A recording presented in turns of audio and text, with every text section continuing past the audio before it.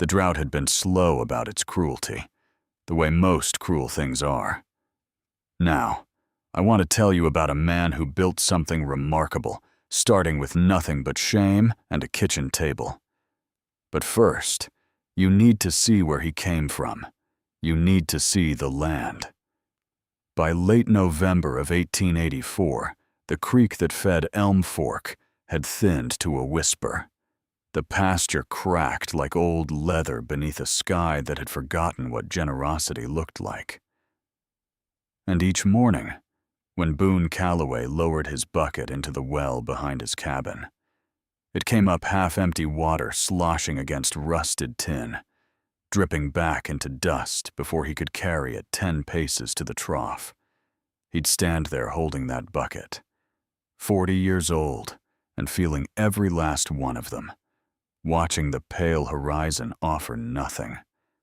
Elm Fork wasn't much of a settlement, a general store with a leaning porch, a scattering of ranch houses spread across the North Texas flatland like seeds thrown by a careless hand. Folks here survived, but surviving and living were two different animals, and Boone had long since stopped confusing them. His mornings followed the same trail: feed the cattle, check the fence line, mend what needed mending, which was most everything. Then back to his cabin, where a scarred pine table sat beneath a window that faced west, catching the last light each evening, and nothing more. As if the whole house had been built to watch things end, he'd eat his supper alone at that table, same as he'd done for years. No books on the shelf, no letters tucked in a drawer, no written word anywhere in the house, because written words had never belonged to Boone Calloway. That Tuesday, he rode into the general store for salt and wire. Hargrove, the shopkeeper, was talking to a woman Boone didn't recognize young. Dark-haired, holding a leather satchel against her hip like it contained something precious.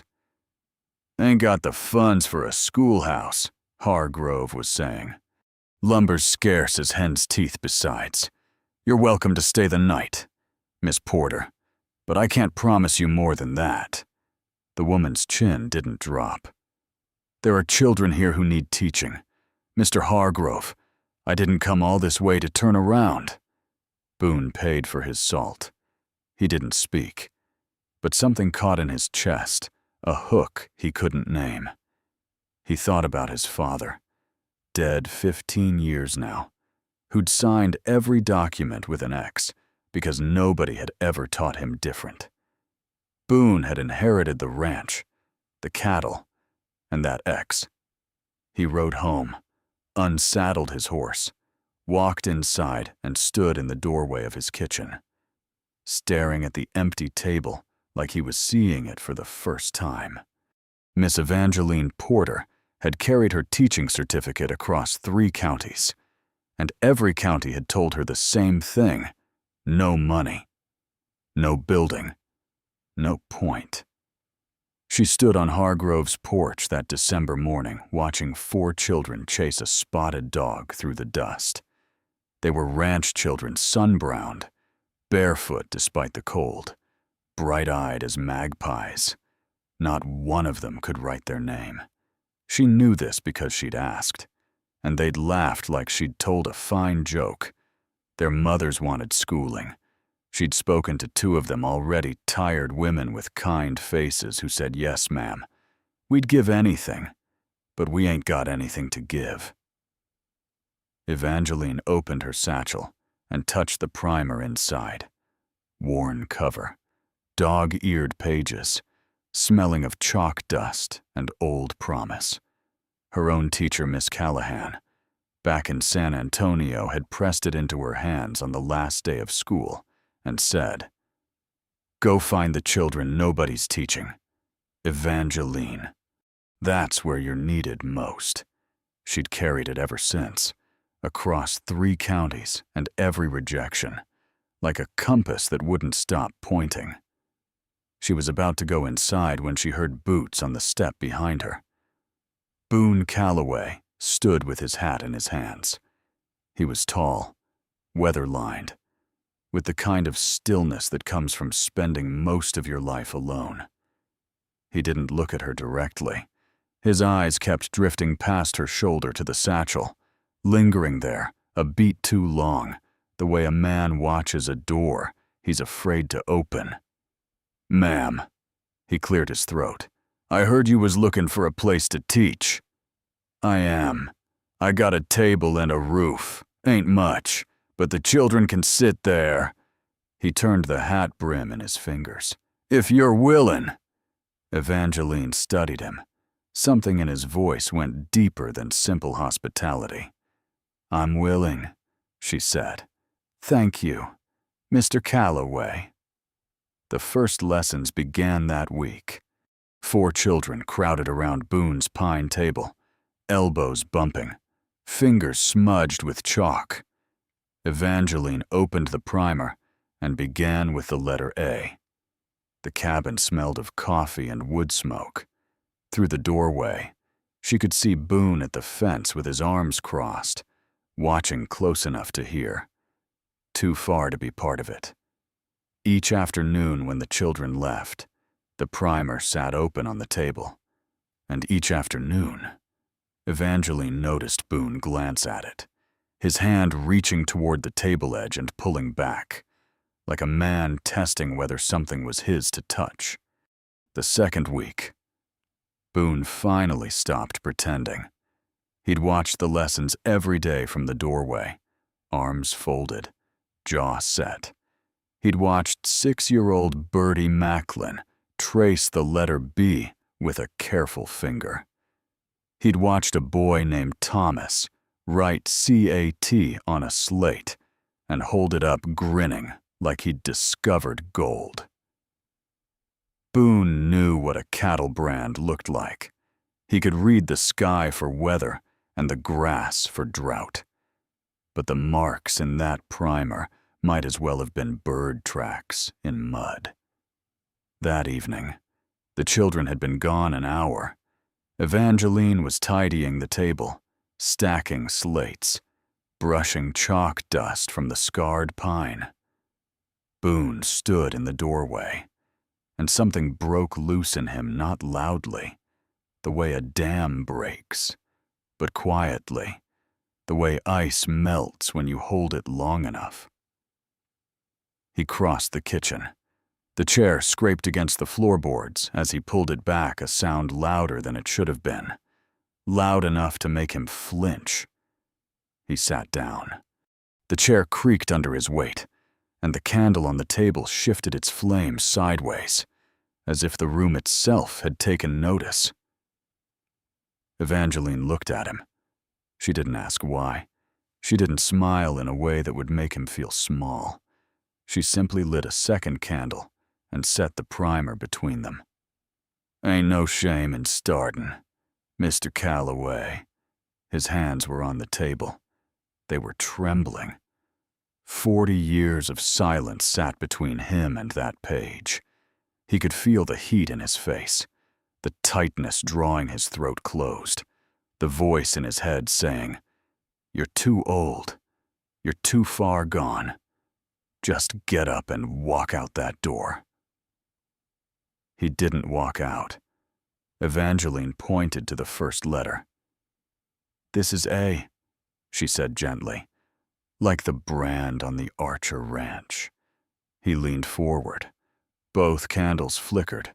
Outside, a thin, cold rain began to fall, the first moisture in weeks, tapping against the roof like something asking permission to come in. A man of 40 began learning his letters at his own kitchen table, and the rain kept falling, soft and steady, as if the sky had been waiting for him to sit down. You have to understand, for a man like Boone, sitting at that table each night took more courage than breaking any horse on the frontier. The lessons followed a rhythm. Children by day, Boone by candlelight. Evangeline adapted her teaching the way a good rider adapts to a new horse, feeling for what worked. easing off what didn't. She traced letters in flour spread across the pine table, and Boone's thick finger followed hers through the white dust. She used cattle brands as shapes he already recognized. "That mark on the Henderson stock," she said one evening. "What's it look like to you? H with a bar through it. That's the letter H. Mr. Calloway. You've been reading it your whole life. You just didn't know." Something shifted in his face. Not quite a smile, but the ground where a smile might take root.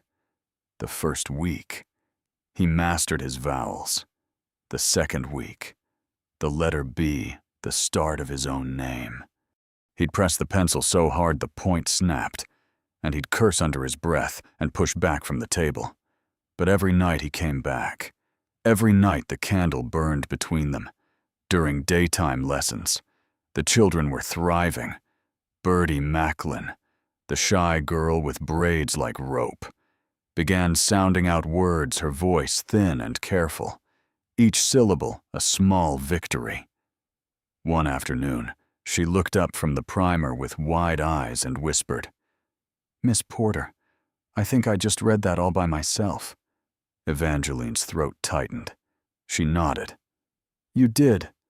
Birdie, every word." Thomas could write 5 letters.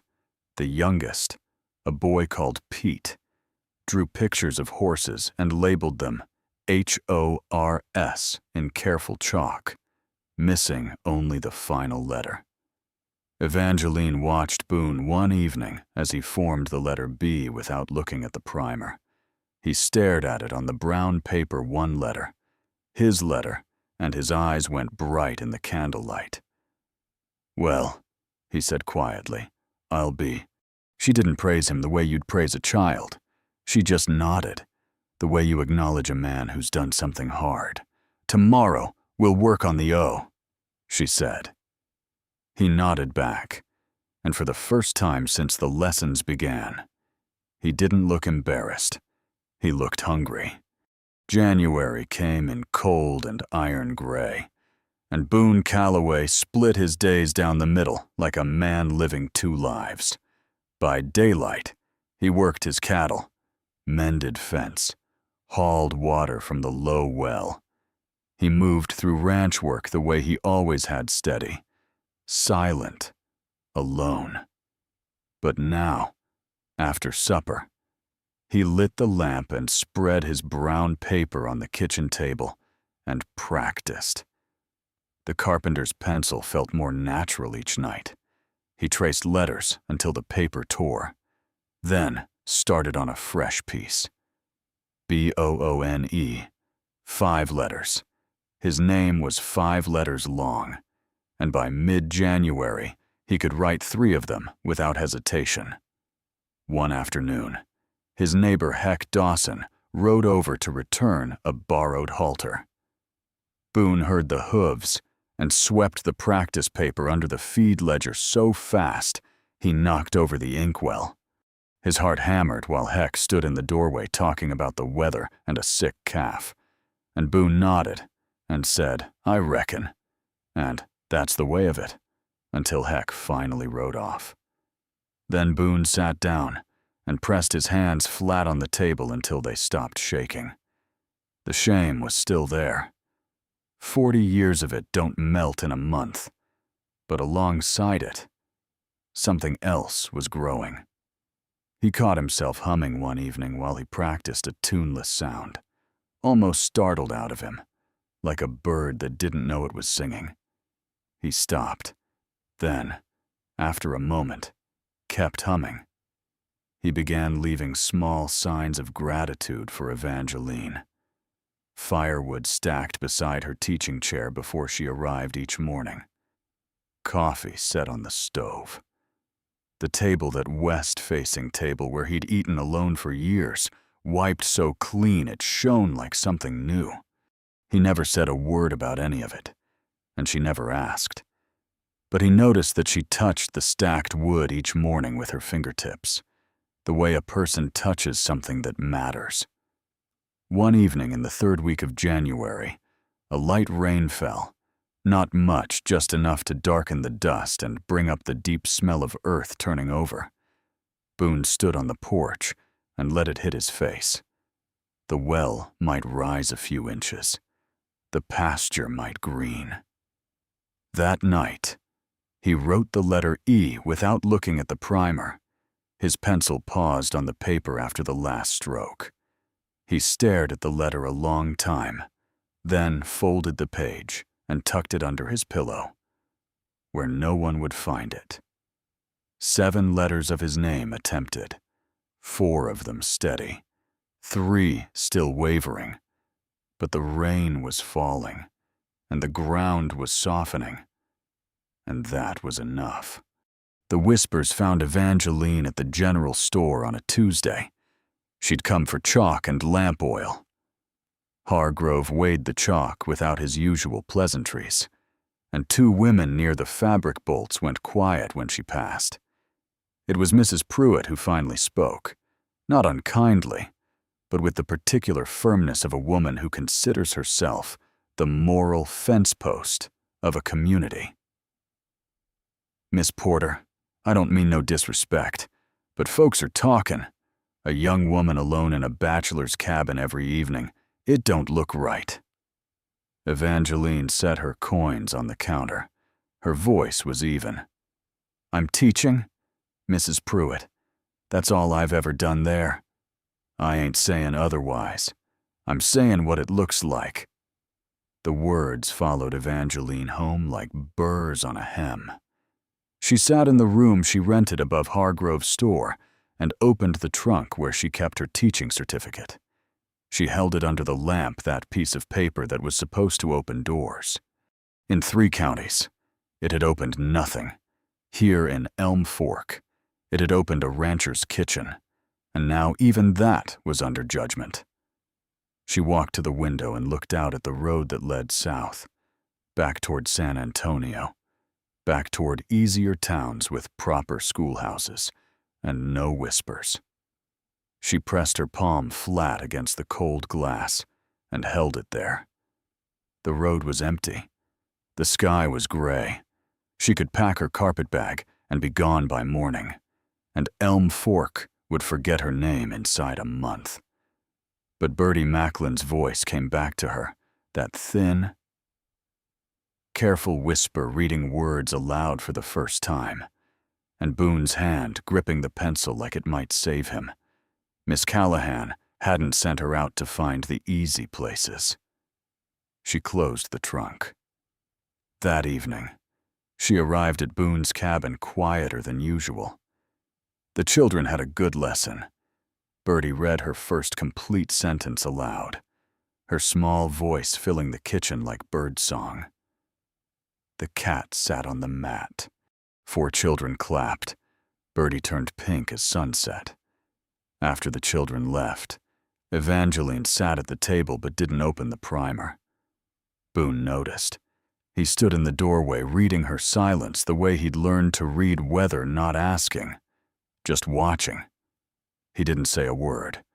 He walked to the table, sat down, struck a match, and lit the candle himself. Then he opened the primer to where they'd left off. It was the first time he'd started the lesson without being invited. Sometimes the bravest thing a person can do is just show up and open the book. Evangeline watched him form the letters of his last name, Calloway, each one shaky but present, every letter accounted for. She realized, sitting there in the candlelight, that she wasn't just teaching this man. He was teaching her what perseverance looked like when it had calluses on its hands and didn't know the word for what it was doing. The cold snap came the first week of February, like a fist closing over the valley. Boone woke to a sound no rancher wants to hear, cattle bawling in the dark, the crack of wood giving way. He was out the door before his boots were fully on, running toward the south fence line where the posts had split in the freeze. 2 calves had pushed through the gap and stumbled into a gully. By the time he found them, one was standing and shivering. The other lay still. He carried the living calf back on his shoulders, its heartbeat drumming against his neck. He buried the dead one at first light, the shovel ringing against frozen ground. The ranch, already poor, grew poorer. Boone mended the fence with numb hands and wire that bit his palms through his gloves. He worked until his back seized and his fingers bled through the leather. By evening, he sat at the kitchen table with his head in his hands and thought about quitting. Not just the lessons, everything. What good were letters to a man who couldn't keep his own stock alive? What kind of fool sits up past midnight learning his ABCs when his livelihood is dying in the cold? The cabin was silent. The candle sat unlit. The primer lay closed on the table between them, keeping its secrets. Then Evangeline's voice came to him not from the room, but from memory. Clear as the day she'd said it, patient as winter rain. "Ain't no shame in learnin' late, Mr. Calloway. Only shame is quittin'." He sat there a long time. The cold pressed against the windows like something trying to get in. The dead calf, the broken fence, the half-empty well, and the half-learned alphabet, and the whole crushing weight of 40 years spent not knowing what other men took for granted. He picked up the pencil. Boonecilloi, every letter steady, every stroke deliberate. 11 letters, written by a man who 6 weeks ago couldn't form a single one. He stared at his name on the brown paper by candlelight until his eyes burned and something hot ran down his weathered face that he wouldn't have called tears. Because men like Boone didn't use that word. But his hand was steady, and the name was his. He set the pencil down, wiped his face with the back of his hand, stood up and walked to the window. Through the cold dark, he could see the east edge of his property, the stand of timber he'd never cut, because he'd never had reason to. Post oak and elm, straight-grained, strong enough to frame a building. He'd looked at those trees 1,000 times and seen only trees. Tonight, he saw walls. Here's what Evangeline didn't know yet. Boone had already started counting the trees. He pulled on his coat, found his axe in the barn, ran his thumb along the blade in the dark. Tomorrow, before dawn, the cutting would begin. But tonight, he sat back down and wrote his name one more time, just to prove the first time wasn't a dream. It wasn't.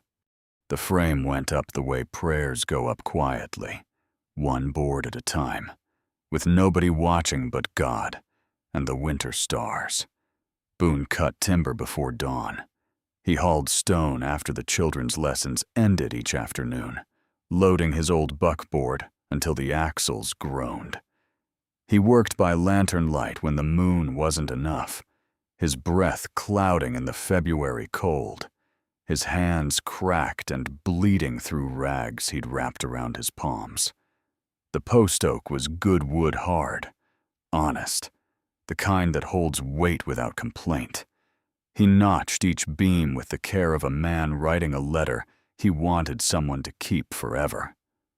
4 walls. That was the promise he'd made himself the night he wrote his name. 4 walls and a real roof and a door that faced east. Because Evangeline arrived each morning from that direction, and the children deserved to walk through light on their way to learning. Evangeline noticed things. Sawdust on his sleeves that hadn't been there before. Stone dust ground into the knees of his trousers. New cuts on his hands layered over the old calluses, like a second alphabet written in his skin. She didn't ask. Out here, you learned to trust what a man was building even when he wasn't saying what it was. but she pressed her hand flat against her own sternum one morning, standing alone at the stove, and held it there until whatever was rising in her settled enough to breathe around. The children reached a milestone that second week of February. Bertie read a full passage aloud from the primer 12 sentences about a family traveling west. Her voice didn't shake once. Thomas wrote his complete name and held up the slate with both hands, grinning so wide you could count his missing teeth. Pete finally got HORSE, all 5 letters, and drew a horse around it that looked more like a dog. But nobody corrected him because the letters were perfect. The kitchen table had done its work. On the evening of February 13th, Boone sat alone at that table with a piece of brown paper and his carpenter's pencil. He wrote 4 words, the first he'd ever written to another person in his life. Don't give up yet. He folded the paper and tucked it inside the primer, between the pages where they'd left off. The next morning, Evangeline found it. She unfolded the paper, read the 4 words, read them again. Then she stood very still in the empty kitchen, holding the note in both hands, while the morning light came through the west-facing window and fell across her fingers. She pressed the paper flat between the pages of the primer and held the book against her chest, and she didn't move for a long time. Now, what happened on Valentine's Day morning? I want you to picture this clearly. That night, Boone set the last beam into place by moonlight. 4 walls, a door frame, rough-hewn, facing east. He stood back in the cold and looked at what his hands had built, and he breathed one long, slow breath that clouded in the dark and rose toward the stars like something finally released. Valentine's Day. Morning broke cold and golden over Elm Fork, the kind of February light that makes ordinary things look sacred. Boone was waiting on the porch when Evangeline arrived. He'd washed his face, combed his hair, put on the cleanest shirt he owned, which still had sawdust in the seams no amount of beating could shake loose. His hands were wrapped in fresh rags where the blisters hadn't healed, and he held them at his sides like a man who didn't know what to do with them now that the building was done. "Mornin', Miss Porter. Good morning, Mr. Calloway. I wonder if you'd walk with me a piece before the children come." She set down her satchel, something in his voice steady but thin at the edges, the way a fence wire sounds when it's pulled taut enough to sing, told her this wasn't ordinary. She followed him off the porch, past the barn, past the fence line he'd mended 100 times, toward the east edge of the property where the timber stand used to be. The trees were gone. In their place stood a frame, 4 walls rising from a stone foundation, a real roof, peaked and shingled with hand-split oak, and a door, a proper door, hung on iron hinges facing east, where the morning light was pouring through the opening like something the sky had been saving. Evangeline stopped walking. Boone stood beside her. He took off his hat, held it against his chest the way he'd held it that first day on Hargrove's porch. But this time his eyes didn't look at the ground. They looked at her. "It ain't finished yet," he said. His voice cracked on the word finished, and he let it crack. And he kept going. "But it's yours. Every child in this valley deserves what you gave me." She didn't speak. She walked forward slowly. The way you approach something you've dreamed about so long, you're afraid that touching it will prove it isn't real. Her fingers found the doorframe rough-hewn post oak, still smelling of sap and February cold and the labor of a man's hands, warm where the sun had been hitting it since first light. She traced the grain the way she'd once guided his hand across the primer, feeling every ridge and groove, every mark of the blade that had shaped it. Then she cried. Not the polite kind, the kind that comes from a place so deep you didn't know it was there until something breaks it open and the whole world rushes in. Boone stood beside her in the doorway. He didn't reach for her. He didn't need to. They stood together in the frame of a schoolhouse that wasn't finished yet, morning light falling warm across their boots, and the silence between them held more than any of the words he'd learned to write. At the base of the east wall, an old tin bucket, the same one Boone had pulled half empty from the well all those months ago, sat beneath the eave where he'd placed it. Overnight rain had filled it to the brim. The water caught the morning light and held it there, shining and still, full to overflowing. When somebody believes in your dream, you don't just build a school, you build a future. And sometimes, the man who thought he had nothing to offer builds the most of all. The bucket was full, the door faced east, and the light kept coming.